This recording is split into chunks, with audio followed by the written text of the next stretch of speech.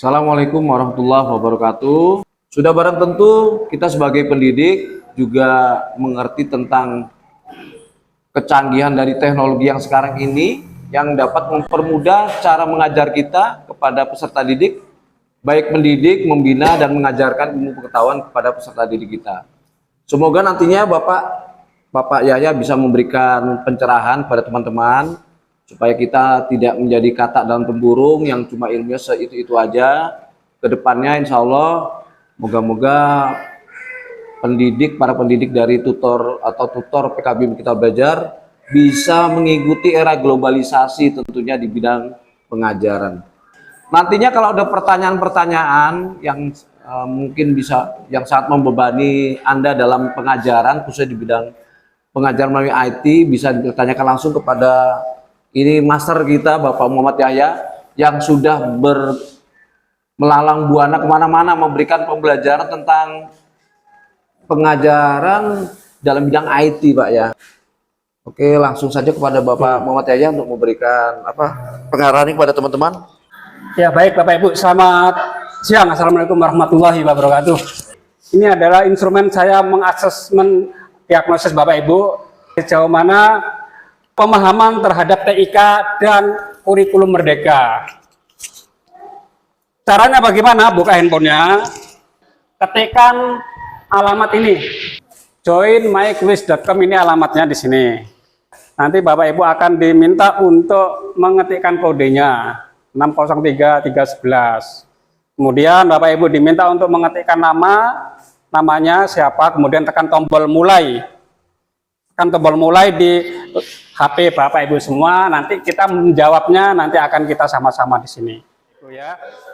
Implementasi TIK dalam kurikulum merdeka. Silakan dijawab Bapak Ibu dan punya. Ada pertanyaan pertama adalah Menteri Pendidikan dan Kebudayaan Nadiem Makarim telah mencanangkan sebuah program yang mendukung proses belajar mandiri siswa. Programnya apa ini namanya? Apakah nama programnya Rumah Belajar, Merdeka Belajar, Kurikulum Merdeka, atau Merdeka Mengajar? Oke, 4 orang menjawab benar. 4 orang menjawab. Ini programnya ada di kaos saya nih. Merdeka Belajar. Tadi ada yang menjawab Kurikulum Merdeka. Kurikulum Merdeka ini bagian dari program Merdeka Belajar. Kalau Rumah Belajar ada sendiri Bapak Ibu, Rumah Belajar di sini Bapak Ibu. Kita buka. Ini Rumah Belajar.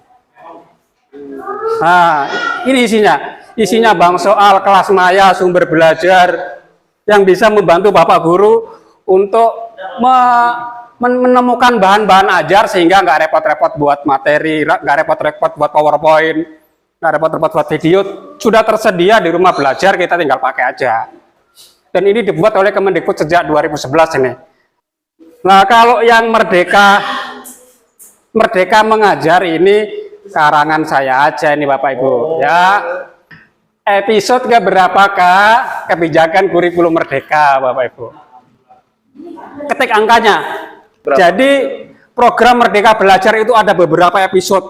Episode 1, 2, 3 sampai sekarang ke-24 tentang apa itu? Transisi PAUD ke SD yang menyenangkan. Ada rapot pendidikan itu episode ke-19. Nah, kurikulum merdeka episode keberapa? Episode ke-15 kuncinya. Astaga, kebanyakan episode ke-15 kurikulum merdeka itu. Nah, kalau episode pertama kira-kira apa nih Bapak Ibu? That's right. Ujian nasional. Ujian nasional itu yang membebani siswa, membebani orang tua, membebani guru. Itu yang selama ini menjadi belenggu di dunia pendidikan. Nah, di era pertama program Merdeka Belajar itu dihapus. Nah, itu kebijakan pertama adalah menghapus ujian nasional. Sekarang digantikan dengan asesmen nasional kan, dan soalnya juga beda, yang diuji cuma 2, literasi dan numerasi saja. Kalau dulu kan mapelnya banyak. Dan ujian yang sekarang kan bukan sebagai vonis lulus tidak lulus. Kalau dulu kan sebagai vonis lulus tidak lulus. Itu yang bikin orang stres gitu kan. Ini hanya untuk pemetaan kualitas sekolah itu seperti apa gitu kan. Kalau yang bagi guru apa nih? Yang membelenggu guru, yang membebani guru. That's right. Ya, bikin RPP yang jelimet sampai berhalaman-halaman. Banyak pusing. silabus. Nggak ada silabus. Jadi kapan sempat bikin PowerPoint-nya kalau dibebani dengan bikin RPP? Padahal di kelas kita nggak pakai RPP. Kita di kelas itu pakai PowerPoint kan ngajarnya. Episode pertama itu yang dihapus adalah ujian nasional dan menyederhanakan RPP. Nah, itu Bapak Ibu gebrakan pertama di program Merdeka Belajar. Nanti ada episode berikutnya guru penggerak, sekolah penggerak, kampus merdeka, BOS dan macam-macam. Termasuk kurikulum merdeka ini ke-15. Mengapa satuan pendidikan perlu menggunakan rapot di dalam pendidikan dalam kegiatan perencanaan dan penganggaran? Karena rapat pendidikan dapat digunakan untuk menghakimi satuan pendidikan. Rapat pendidikan memberikan pemahaman yang komprehensif. Rapat pendidikan menyajikan sumber data yang objektif, atau rapat pendidikan merupakan diagnostik media komunikasi. Satu orang benar, yaitu karena rapat pendidikan menyajikan sumber data yang objektif dan dapat membantu menentukan kegiatan yang berdampak besar bagi siswa. Sumber data rapat pendidikan dari mana, Pak Ibu? Oke, sumber data yang pertama dari Dapodik pertama ya. Bapak Ibu pernah mengisi survei lingkungan belajar? Ya, survei lingkungan belajar diambil dari situ salah satunya. Diambil dari mana lagi, Bapak Ibu? Survei lingkungan belajar, asesmen nasional, Dapodik. Ya, dari dalam kelas itu tidak secara langsung, tetapi nanti ada mekanismenya. Jadi mekanismenya itu melalui sebuah platform yang namanya platform Merdeka Mengajar. Berikut yang bisa mengakses rapot pendidikan adalah semua guru, kepala sekolah, pemilik admin, akun admin belajar ini atau pemilik akun belajar ID. Oke, betul, 3 orang betul. Pemilik akun belajar ID. Bukan hanya admin dan tidak semua guru. Ada kalau guru baru belum terdaftar di Dapodik, belum punya akun belajar ID kan bisa. Label warna pada capaian indikator dalam rapor pendidikan yang perlu menjadi perhatian untuk segera dibenahi oleh satuan pendidikan dan pemerintah daerah adalah merah putih, merah kuning, kuning hijau atau hijau biru. Yang pernah membuka rapat pendidikan insya Allah benar.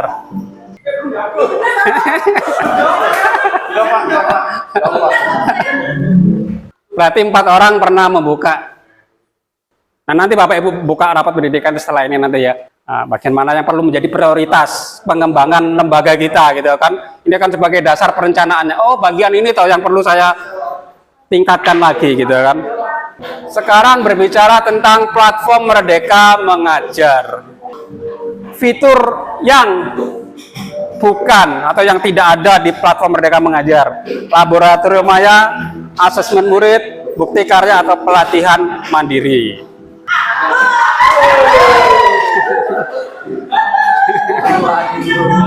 Kita lihat.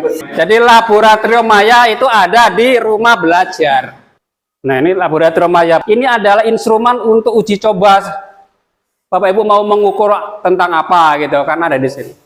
Fisika mengukur arus listrik, tegangan dan apa-apa. Ada di sini anunya. Aplikasi kita bisa demokan misalnya di sini serat.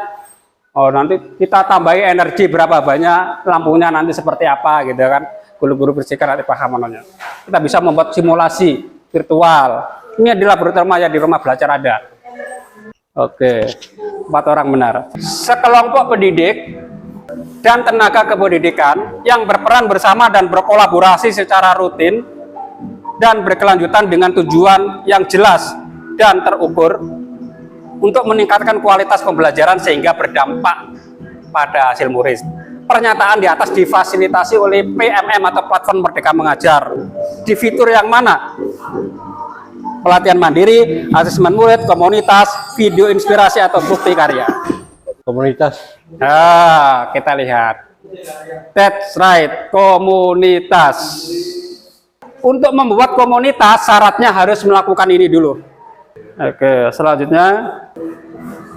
Pak Yahya ingin menghijaukan rapat pendidikan di sekolahnya yang indikator literasi dan numerasi warna merah. Literasi numerasi merah nih. Langkah yang dilakukan adalah mengajak gurunya untuk memanfaatkan pelatihan mandiri. mengajak gurunya untuk mengirimkan bukti karya, mengajak gurunya untuk membentuk komunitas, atau mengajak gurunya untuk memanfaatkan asesmen murid. Aduh, salah. Kalau ini langkah langsung, Oh, iya. mengajak guru membuat menit ini langkah yang langsung menyentuh pada perbaikan di literasi dan numerasi. Ini bisa, cuma langkahnya agak panjang kan, mundur ke belakang. Ini juga bisa, itu bisa langkahnya panjang, tapi yang langsung mengena adalah ini. Nah, tanpa melalui langkah yang lain dulu. Assessment. Mengajak gurunya untuk memanfaatkan asesmen murid. Di situ ada contoh-contoh soal yang lengkap. Yang anak-anak kalau udah di-drill dengan itu, insya Allah nanti aman pada saat asesmen. Ragam bahan ajar. Nah, kurikulum merdeka yang cara penggunaannya memerlukan kacamata khusus adalah multimedia pembelajaran interaktif, game edukasi, augmented reality atau virtual reality. Kita lihat siapakah yang benar. Virtual reality. 5 orang. Kacamata khususnya seperti ini Bapak Ibu. Nah, ini. Oh. Nanti handphonenya ditaruh di sini. Jadi aplikasinya kita buat dulu, taruh di sini. Ya, taruh di sini. Nanti kita desain dulu, anak-anak nanti mempelajari apa, nanti disuruh menjawab apa, kita kemas di handphone, baru mereka pakai ini pakai virtual reality. Kita mau bikin pembelajaran di kelas, di pantai, di hutan, di gunung, di Singapura, di Eropa, langsung kita buat pemandangannya seolah-olah beneran gitu kan. Hanya matanya ditutup, ya nggak tutup. Langsung melihat sesuatu di situ. Nanti bisa kita coba. Berikut manfaat akun belajar ID Bapak Ibu. Manfaat akun belajar ID bagi siswa.